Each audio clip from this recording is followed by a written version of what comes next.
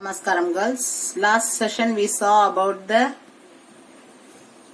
reformist movement, isn't it girls? I told the movement is divided into two, reformist movement and revivalism, isn't it? For that example, Arya Samaj, Brahma Samaj, and what are the thing I have told girls? Brahma Samaj, Pratna Samaj, Aligarh movement, isn't it girls? So this session we will see about the revivalism. Revivalism, for that what example I have told? Arya Samaj, Ramakrishna Mission and Deoband movement. So first we will see about the Arya Samaj. Arya Samaj was founded in the year 1875 by the Swami Dayanand Saraswati. The period for the Dayanand Saraswati is 1824 to 1883. It was started in the Punjab. The reform movement was started by the Arya Samaj. Swami Dayanand Saraswati wrote a book, Satya Prakash, and later he started to preach his ideas in Punjab. He wanted to eradicate the remarriage, polluting effects of the society, foreign travel, positive principles in us.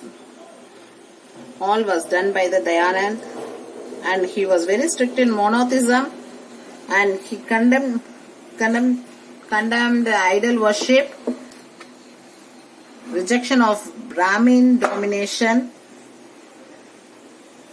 and he says go back to Vedas. He was against the child marriage, prohibition of remarriage. There is no scriptures for this one, and his main motive was to go back to Vedas.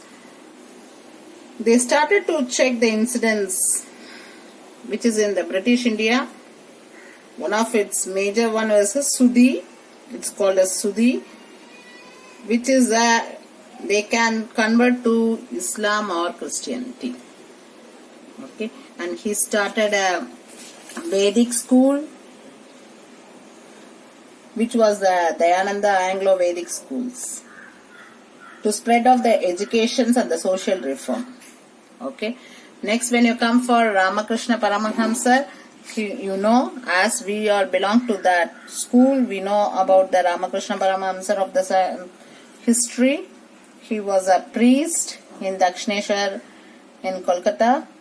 He was a spiritual union, and he singing bhajans, worshipper of goddess Kali, the sacred mother. His main motive was the divine mother, or infinitive.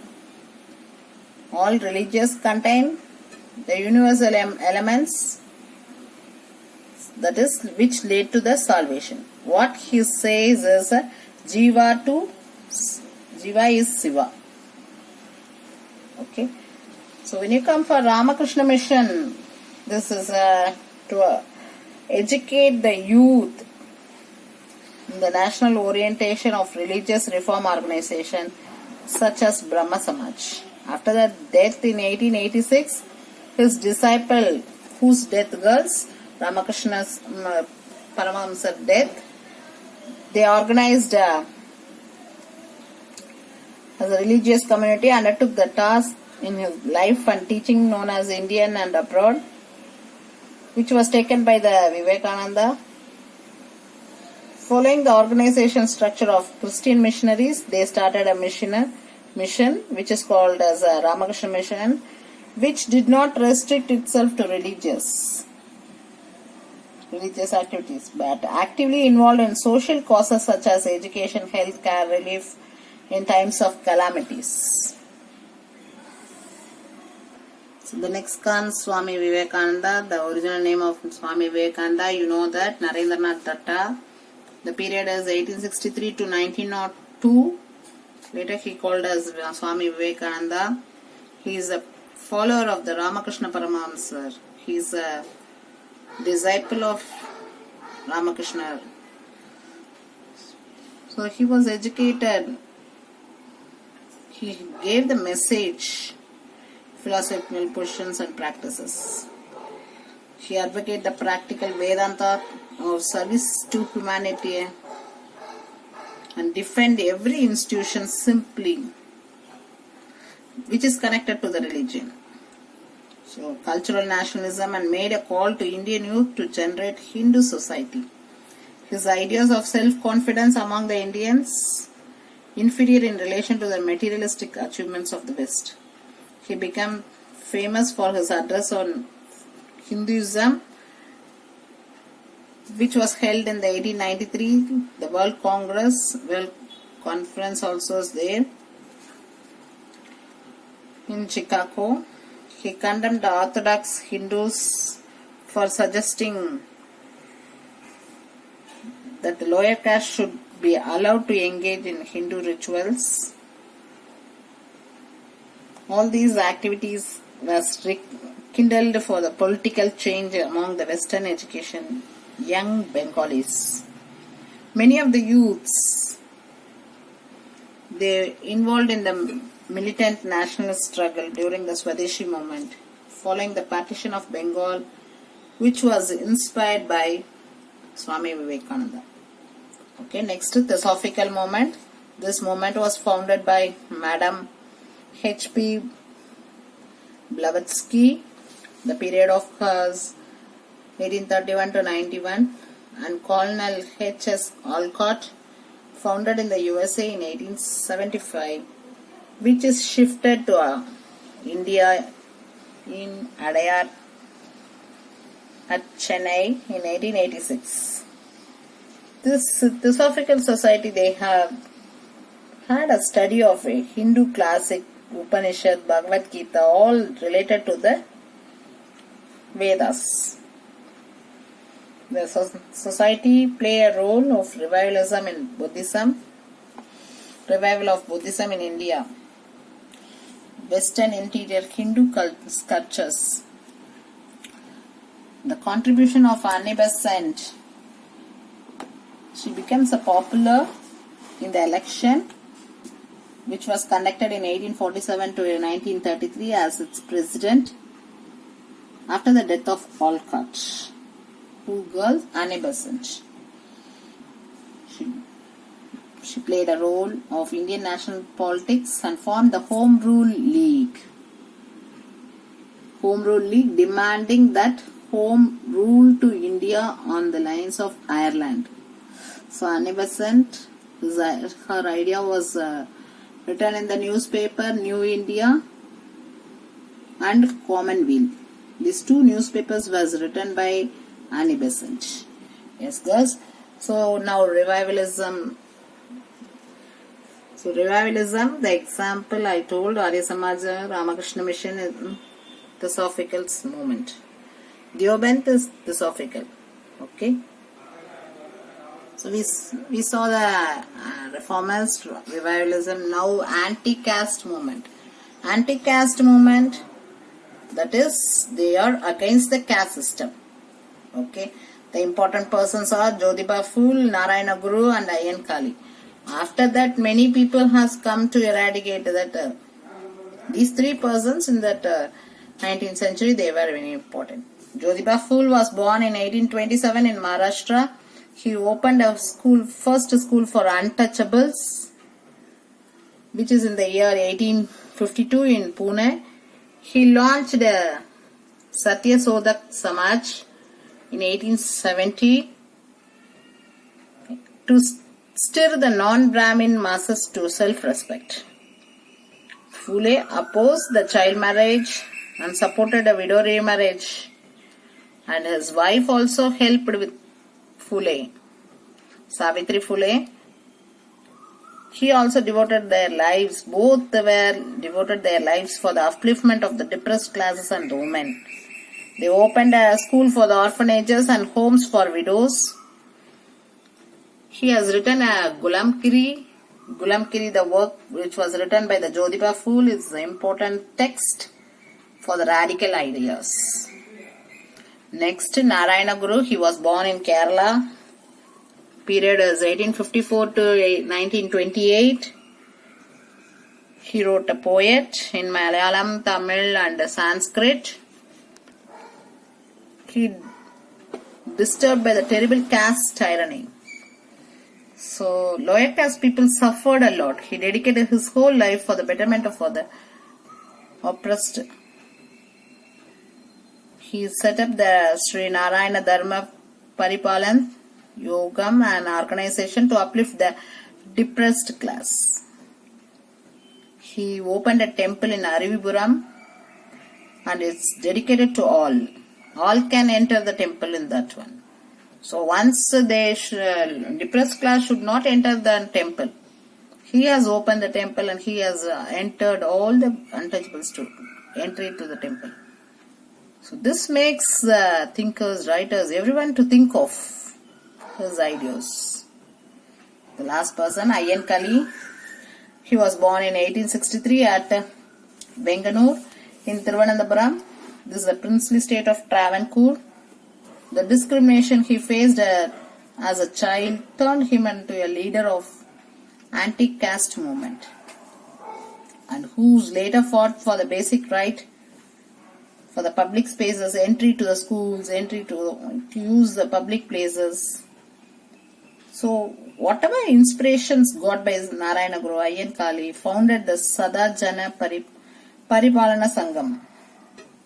This is only for the protection for the poor in the year 1907.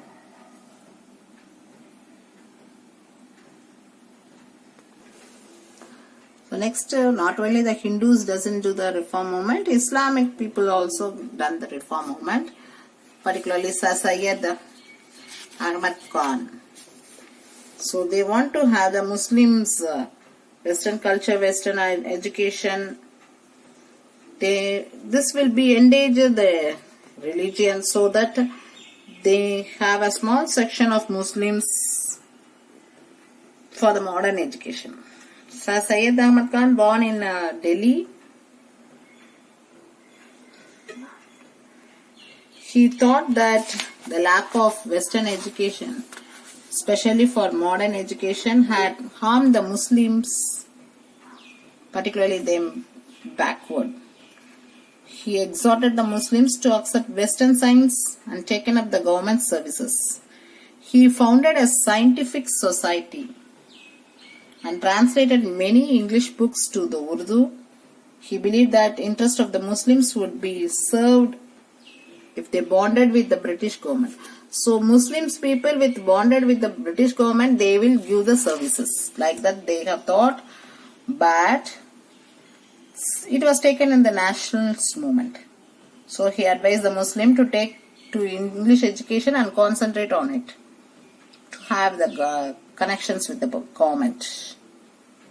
So Aligarh movement, Syed Ahmad Khan's movement, this is called as the Ayyan movement. Aligarh movement is because it was centered around the Aligarh Mohammedan Anglo-Oriental College, founded by him in the year 1875, which is a landmark of the history of Indian Muslim education. The college was raised to the status of the university in 1920. It is a Aligarh University, it is called in the 1920. Next, Deoband movement. Deoband was a revivalist movement organized by Orthodox Muslim ulema. The ulema, under the leadership of Muhammad Qasim Bantovi, the year for him was 1832-1880, and Rashid Ahmad Gangotri 1828 to 1905 founded a school, Deoband, in the Saharanpur, which is in the Uttar Pradesh, in the year 1866. The school curriculum shows the English education and Western culture. Curriculum means syllabus. Syllabus is motivated the Western culture. So this instructions was in the original Islamic religion. Their aim was moral and religious generation of the Muslim community. Maulana Muhammad Daul Hasan became the new Deoband leader. The Jamiat ul Ulama Council of Theologians, which was led by shapen to the Hassan's ideas of protection of religious and political rights of the Muslim, to unite them. Okay. Next, we will move to the Parsi movement. So in the Parsi movement, So middle of the 19th century, it was started in the Mumbai. Farundunji Nauroji, he was the founder of Rahnumai Mazdayasam Sabha, which is a Parsis Reform Society in 1851. Okay, this apart from this, Rast Gopher, he was the main voice of this movement.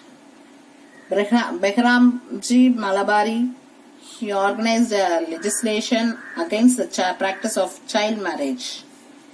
The community produced many leaders like Ferosha Mehta, Dinsha Vacha. All these played in the political of the Congress.